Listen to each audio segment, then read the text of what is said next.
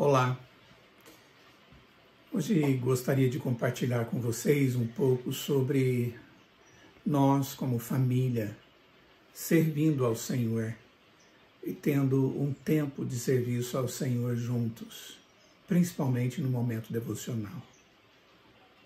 Em Josué capítulo 24, nós encontramos um texto muito significativo. A palavra de Deus diz assim a partir do verso 14. Agora, pois, temei ao Senhor e servi-o com integridade e com fidelidade. Deitai fora os deuses aos quais serviram vossos pais da além do Eufrates e no Egito, e servi ao Senhor.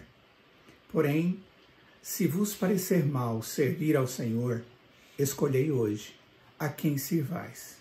Se aos deuses a quem serviram vossos pais, que estavam além do Eufrates, ou aos deuses dos amorreus em cuja terra habitais.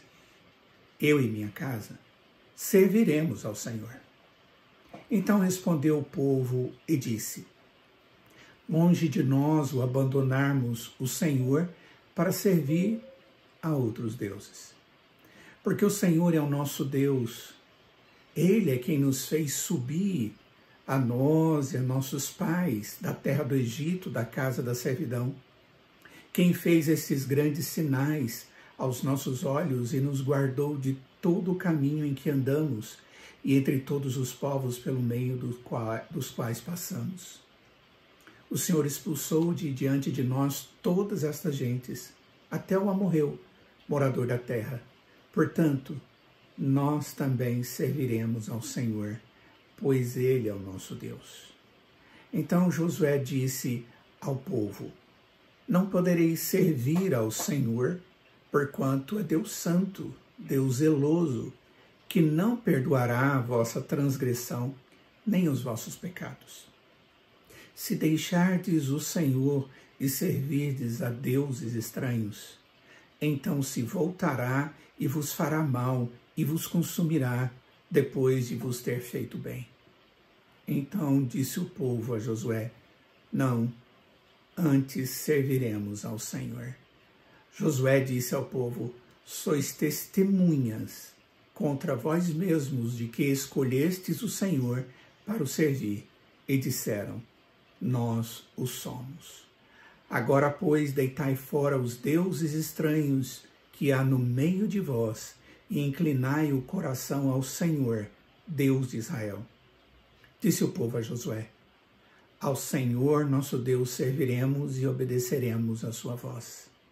Assim, naquele dia, fez Josué aliança com o povo e lhe a pôs por estatuto e direito em Siquém. Existem algumas atitudes que demonstram nosso amor e devoção a Deus. O culto cristão é uma dessas atitudes. Na adoração, nós demonstramos a real disposição para com o Deus da nossa salvação. A Escritura nos ensina através do exemplo de homens que foram orientados e aplicaram a vontade de Deus no seu culto público e no seu culto familiar. Consideremos o exemplo de Abraão. Ele foi orientado por Deus para instruir as crianças e até mesmo os servos que trabalhavam na sua casa a guardarem o caminho do Senhor. Gênesis capítulo 18, verso 19, nós vemos isso. Abraão deveria usar a autoridade de pai e cabeça da sua própria casa para, com responsabilidade, conduzir todos nos deveres de uma família de Deus. Ao receber essa responsabilidade, Abraão se compromete pessoalmente com as obrigações e deve transferi-las para a sua casa.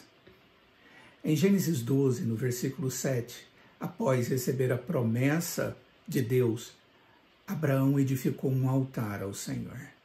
E no capítulo 13, verso 4, nós encontramos Abraão usando esse lugar para invocar o nome do Senhor. A Escritura diz: e se sois de Cristo, sois também descendentes de Abraão e herdeiros segundo a promessa. Gálatas 3, 29. Em João capítulo 8, verso 39, Jesus falando aos judeus, ele disse: nosso pai e Abraão, se sois de Abraão, praticai as obras de Abraão. Devemos herdar de Abraão a mesma responsabilidade de conduzir lares na adoração familiar. Outro exemplo bíblico é de Josué, desse texto que li agora mesmo. O texto diz assim no verso 15: porém, se vos parece mal servir ao Senhor, escolhei hoje a quem servais, se aos deuses a quem serviam vossos pais, que estavam além ou da além do Eufrates, ou aos deuses dos amorreus, em cuja terra habitais. Eu e minha família serviremos ao Senhor. Ele mostra para o povo que ele tinha uma responsabilidade e que ele havia ensinado e com a sua família caminhava na presença de Deus, serviam ao Senhor e adoravam ao Senhor. Em meio a todas as dificuldades, Josué não perdeu a noção de suas responsabilidades junto à devoção da sua família. O apóstolo Paulo, ao escrever para o jovem Timóteo, ele destaca a importância da educação que sua avó Lloyd e sua mãe Eunice haviam lhe dado, como também do seu pai na fé, o próprio apóstolo Paulo. Na sua segunda carta, no capítulo 1 e no capítulo 3, ele fala a respeito disso. Muitas palavras de juízo foram proferidas contra o povo de Deus e outros povos no Antigo Testamento, por não observarem a necessidade de terem seus lares como base da espiritualidade e fidelidade autênticas. Em Jeremias capítulo 10, verso 25 diz: derrama a tua indignação sobre as nações que não te conhecem e sobre os povos que não invocam o teu nome, porque devoraram a Jacó, devoraram-no, consumiram-no e assolaram a sua morada. Isso era tratado como um problema sério. Hoje, também devemos agir dessa maneira. O Salmo de número 78, do verso 5 e verso 7 diz: ele estabeleceu um testemunho em Jacó e instituiu uma lei em Israel e ordenou a nossos pais que os transmitissem a seus filhos, para que pusessem em Deus a sua confiança e não se esquecessem dos feitos de Deus, mas lhe observassem os mandamentos. O culto familiar é uma ferramenta indispensável para que a família encontre o caminho da fidelidade, através do estudo da palavra de Deus. E o caminho da adoração, na medida em que conhece a Deus, a sua vontade, e faça esse culto como verdadeira adoração e submissão ao Deus de toda graça.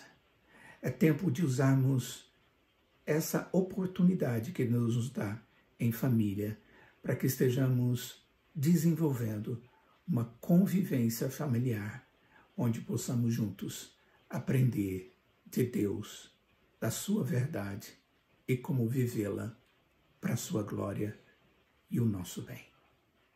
Oremos.